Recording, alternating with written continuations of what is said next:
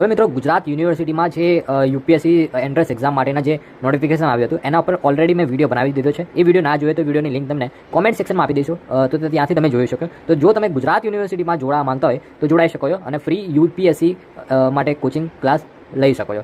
એવી જ રીતે સ્પીપા પણ હોય છે મિત્રો. તો સ્પીપાનું ખરેખર નામ કહેવાય ને ગુજરાતમાં સૌથી વધારે સ્પીપા પ્રચલિત છે, રાઈટ. તો ગુજરાતમાં ખાસ કરીને સ્પીપા માટે પણ ઘણા બધા લોકો પૂછતા હતા એ વિડીયોમાં. તો એ વિડીયોમાં મેં તમને કીધું હતું કે નોટિફિકેશન આવશે એટલે ડિટેલ વિડીયો આવી જશે. તો ફાઇનલી સ્પીપાએ 2024નું નોટિફિકેશન જાહેર કરી દીધું છે અને આજના વિડીયોમાં આપણે સંપૂર્ણ વિગતવાર માહિતી મેળવવાની છે કે સ્પીપા 2024 શું છે, કોના માટે છે, કોણ એપ્લાય કરી શકશે, વિગતવાર માહિતી મેળવજો. પ્લીઝ વિડીયોને લાસ્ટ સુધી સ્કીપ કર્યા કરજો. વધુ ટાઈમ કર્યા વિડીયોને સ્ટાર્ટ કરીએ.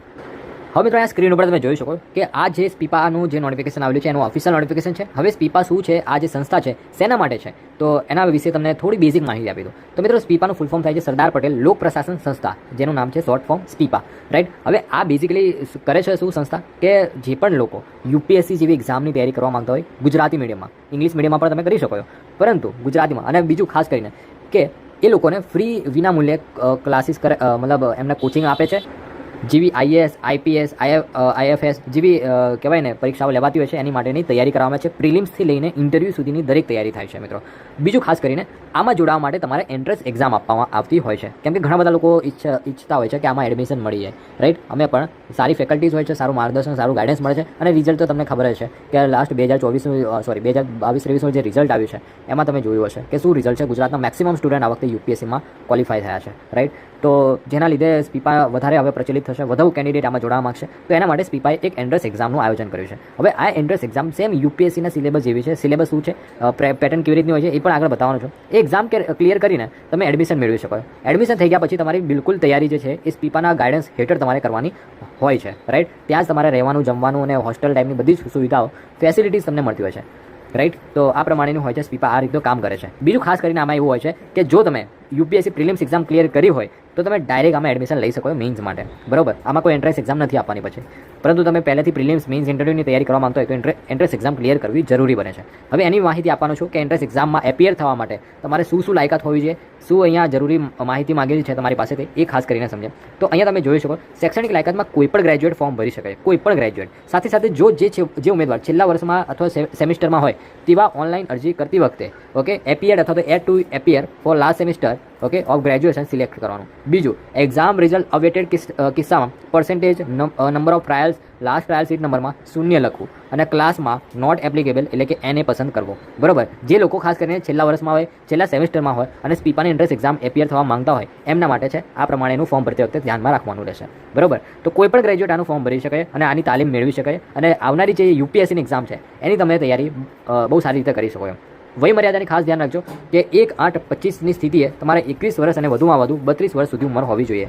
પછી તમને જે SC ST ઉમેદવારને જે છૂટછાટ મળતી હોય છે એ છૂટછાટ તમને મળશે. પ્રવેશ પરીક્ષાની ફીસ વિશે તમે જોઈ લો કે શું છે, કેટલી છે, વગેરે વગેરે. 300 રૂપિયામાં પ્રવેશ પરીક્ષા ફી હોય છે મિત્રો, રાઈટ. અને જે તમે નોન રિફંડેબલ છે, રાઈટ.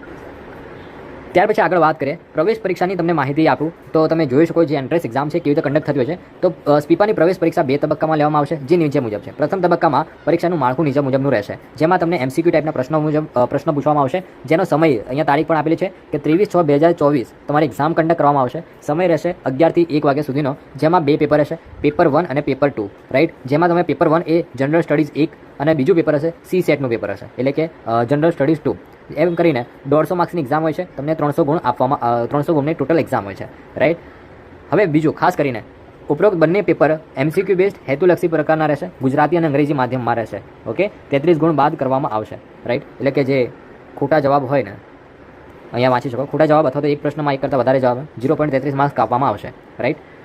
તો તમારે એક્ઝામની ડેટ પણ આપી દીધી છે, તો તમે અત્યારથી તૈયારી આની એન્ટ્રન્સ એક્ઝામની કરી શકો. દ્વિતીય તબક્કામાં નિબંધ કસોટી રહેશે. પ્રથમ તબક્કાના પરીક્ષા પેપર 1માં જનરલ સ્ટડીઝ, પેપર 1, 2 CSETના મેળવેલ ગુણના આધારે કેટેગરી વાઇઝ મેરિટ મુજબ પરીક્ષા સમિતિ દ્વારા નિયત થયેલ મિનિમમ પાસિંગ માર્ક્સ અને સંખ્યા બળના આધારે દ્વિતીય તબક્કા પરીક્ષા માટે પસંદગી પામેલ ઉમેદવારને બોલાવવામાં આવશે. દ્વિતીય તબક્કામાં પસંદગી પામેલ ઉમેદવારને લિસ્ટ સંસ્થાની વેબસાઇટ પર પ્રસિદ્ધ કરવામાં આવશે. બીજા તબક્કામાં નિબંધ કસોટી અંદાજિત જુલાઈ અથવા તો ઓગસ્ટ મહિના 2024માં આયોજિત કરવામાં આવશે. એટલે કે મિત્રો જે લોકો પેપર 1 અને પેપર 2 ક્લિયર કરે છે એ લોકોને જે નિબંધ કસોટી દ્વિતીય તબક્કા માટે એટલે કે સ્ટેજ 2 કહી શકો એના માટે બોલાવવામાં આવશે નિબંધ કસોટી માટે, રાઈટ.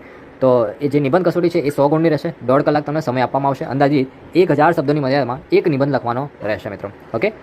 તો તમે ટોટલ કુલ માર્ક્સ છે એ GS1 અને GS2ના 300 ગુણ અને નિબંધ કસોટીના 100 ગુણ એમ કરીને 400 ગુણના આધારે તમારી કહેવાય કે સિલેક્શન ફાઇનલ બનવાનું મેરિટ જે છે એ તૈયાર થતું હોય છે, રાઈટ. અરજી કરવાની રીત અહીંયા આપેલી છે કે કેવી રીતે અરજી કરી શકો.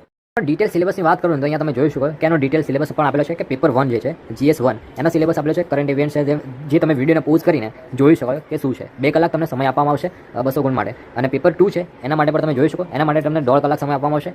CSETનું જે પેપર છે એના માટે, રાઈટ. 300 ગુણની તમારી પેપર 1 અને પેપર 2 રહેશે એક્ઝામ. તો આ હતી સંપૂર્ણ સ્પીપાની માહિતી, રાઈટ. બીજું તમારા ઘણા બધા જે પ્રશ્નો હોય છે કે હોસ્ટેલની સુવિધા રહેશે કે નહીં, બીજું કે પછી આમાં રહેવા જમવાની સુવિધા, આમાં ફીસ કેટલી હોય છે વગેરે વગેરે તમારા જે પ્રશ્નો હોય છે એ વેબસાઇટની જે ઓફિશિયલ સ્પીપાની વેબસાઇટ છે એ ત્યાંથી તમને મળી રહેશે. અથવા તો આના પર મેં ઓલરેડી ઘણા બધા વિડીયોઝ બનાવેલા છે. એ વિડીયોઝની લિંક તમને કોમેન્ટ સેક્શનમાં આપી દઈશ, ત્યાંથી તમે વિડીયો જોઈને પણ માહિતી મેળવી શકો છો. મેં અગાઉ ઘણા બધા વિડીયોઝ બનાવેલા છે સ્પીપા ઉપર, તમે સર્ચ કરી શકો છો કે સ્પીપા બાય ગુજરાત સ્ટડીઝ. તમને ઘણા બધા વિડીયોઝ આપણી ચેનલ પર મળી હશે, અથવા તો લિંક તમને એની આપી દઈશ, ત્યાંથી પણ તમે વિડીયો જોઈને માહિતી મેળવી શકો છો. ઓકે, તો મળીએ નેક્સ્ટ વિડીયોમાં. આજ વિડીયો પૂરતો આટલો છે.